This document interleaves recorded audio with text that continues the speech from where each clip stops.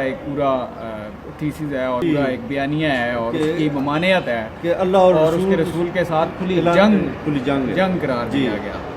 اور سرمایہ داریت اس کو حلال تصور کرتا ہے، اس میں مسئلہ نہیں ہے۔ اب دوسرا سسٹم ہے جو اس بنیاد پہ ہے کہ لوگوں کا استحصال جو ہے وہ اس کو روکا جائے، اور جو ملکیت کی حد ہے اس پہ بھی کوئی حد لگائی جائے، اور جو ایسے جو وسائل ہیں جو مطلب بنیادی جو عملے پیدائش دولت ہے وہ محنت کو تصور کرتا ہے، اشتراکیت، اور جو پیداوار دولت ہیں ان پہ وہ کہتا ہے کہ بنیادی چونکہ عملے پیدائش دولت محنت ہے، لہذا اس کی تقسیم محنت کی بنیاد پہ ہونی چاہیے نہ کہ سرمایہ کی بنیاد پہ۔ تو پھر اس کے خلاف جو ہمارے یہ فنڈامنٹلسٹس ہیں، جو ہمارے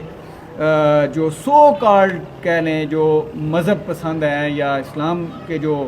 دائی بننے کی کوشش کرتے ہیں، وہ کہتے ہیں کہ وہ چونکہ مکمل ضابطہ حیات ہے، لہذا اس کے نزدیک جو ہے وہ آپ اشتراکیت کی بات نہیں کر سکتے، آپ نے وہ کرنی ہے۔ اس کو آپ کیسے دیکھتے ہیں؟ دیکھیں جی، میں اشتراکیت اور سرمایہ دارانہ موجودہ سرمایہ دارانہ نظام کو دو ایکسٹریم حدیں سمجھتا ہوں، ٹھیک ہے؟ اسلام اب اشتراکیت کی جو ایک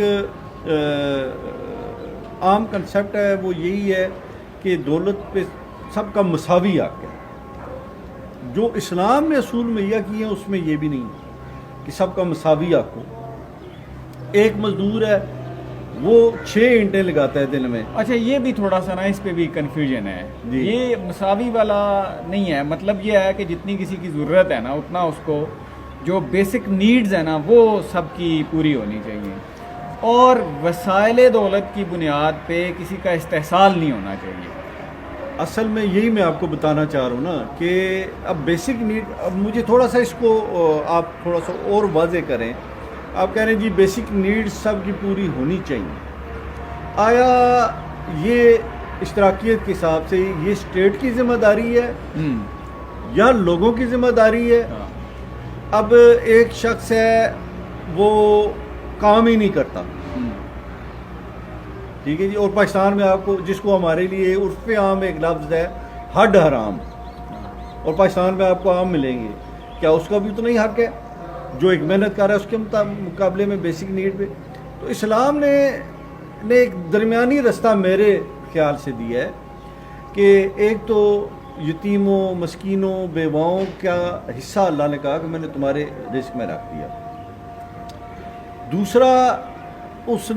اسلام نے اصول دیے کہ اپنے ماتحتوں کے ساتھ، اپنے غلاموں کے ساتھ حسن سلوک سے پیش آؤ، اپنے بھائی کو وہی کھلاؤ جو خود کھاتے ہو، اس کو وہی پہناؤ جو خود پہنتے ہو، ٹھیک ہے؟ اس میں صدقہ اور خیرات کی ترغیب دی، لیکن دولت اکٹھی کرنے سے منع بھی نہیں کیا۔ ایک شخص زیادہ محنت کر رہا ہے تو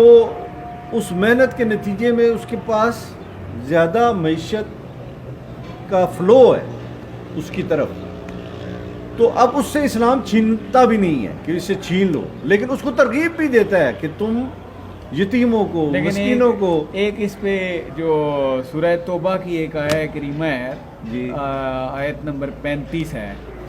جس کے اندر اللہ فرماتا ہے کہ جو آپ نے جمع کیا ہوا ہے نا اپنے لیے جی، جو سونا چاندی زیورات آپ نے جمع کیے ہوئے ہیں، یوم یحمى علیہ فی نار جہنم فتکوی بہا جباہہم وجنوبہم، کہ اس سے تمہاری پیٹھیں داغی جائیں گی قیامت کے دن، جی، اس سے تمہیں اس سے جو ہے وہ اذیت دی جائے گی، وہ تمہارے لیے آگ بنے گی جہنم کی، لہذا یہ ہے کہ وہ تم جمع نہیں کرو۔ اچھا، وہ اس کو آپ ذرا اس آیت کو دوبارہ پڑھ کے مجھے ذرا اس کو پورا ترجمہ بتائیں، میں آپ کو اس میں بڑے مزے کی ایک بات بتاؤں گا، ذرا مجھے اس کو پورا ترجمہ اگر یہی ہے کہ اس میں اسٹیپ وائز 3 چیزیں ہیں غالباً، اینڈ پہ پیٹھ کا ذکر ہے، سب سے پہلے غالباً پیشانی کا ہے، ہاں بالکل، کہ پیشانی تمہاری داغیں گے، پھر دوسری کوئی چیز ہے وہ میرے ذہن میں نہیں آ رہی، بتائیں وہ دوسری کیا ہے، تیسری پھر پیٹھ پہننے کا ذکر ہے، پیٹھیں داغی دے گی۔ اب یہ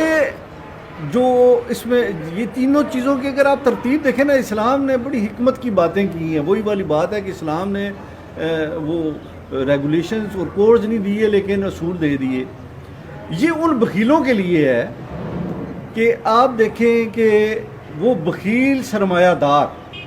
جس کے پاس ضرورت مند آتا ہے اپنی ضرورت لے کر، اور اس ضرورت مند کو دیکھ کر سب سے پہلے اس کے ماتھے پر شکن پڑتی ہے. بخیل ہے، دینا نہیں چاہتا، یار یہ کدھر آ گیا، اس کے ماتھے پہ شکن پڑے گی. تو اللہ نے سب سے پہلے ذکر کیا میں تمہارے پیشانیوں کو داغوں گا. پھر بیچ میں ایک اور سٹیپ ہے کہ وہ ضرورت مند پھر بھی نہیں جاتا. میرے ذہن میں نہیں آ رہا کہ غالباً وہ زبانوں کا ذکر ہے، منہ کا، کیونکہ زبان سے بندہ کہتے ہیں یار جا یار میں نہیں دیتا. سیکنڈ سٹیپ، اور آپ دیکھیں آیت میں یقیناً وہ زبان ہوگی. تو تھرڈ ٹائم کیا کرتا ہے بندہ، وہ ضرورت مند پھر بھی نہیں جاتا، اس سے پیٹھ پھیر لیتا ہے ایسے. تو اللہ نے کہا میں تمہاری پیٹھیں بھی داغوں گا جو تم ضرورت مند کی طرف اپنی پیٹھیں کرتے ہو. یہ ان بخیل لوگوں کے لیے ہے کہ جو سرمایہ جن کو اللہ نے دیا اور وہ ضرورت مندوں کو نہیں دیتے، یہ ان کو وہ اپنے لیے جمع کیا ہوا، ان کا سرمایہ ان کے لیے دوزخ کی آگ ہے. لیکن جو شخص جس کی طرف سرمایہ کا فلو ہے اور اللہ نے ترغیب دی، دیکھیں حضرت عبد الرحمن بن عوف بہت امیر آدمی تھے، حضرت عثمان غنی بہت امیر آدمی تھے، لیکن انہوں نے اللہ کی راہ میں خرچ کیا، ٹھیک ہے جی، ضرورت مندوں کی ضرورتیں پوری کی. تو اللہ نے ترغیب دی کہ میں تو کہتا ہوں کہ جو اللہ نے ایک آیت میں کہا کہ تمہارے مال میں یتیموں، مسکینوں، بیواؤں کا حصہ رکھ دیا، تو یہ جو زائد ہوتا ہے یہ ان کا ہوتا ہے. ان کو آپ اگر آپ وائلڈ لائف میں دیکھیں نا، تو کچھ جانور ہوتے ہیں جو خود شکار نہیں کر سکتے، اور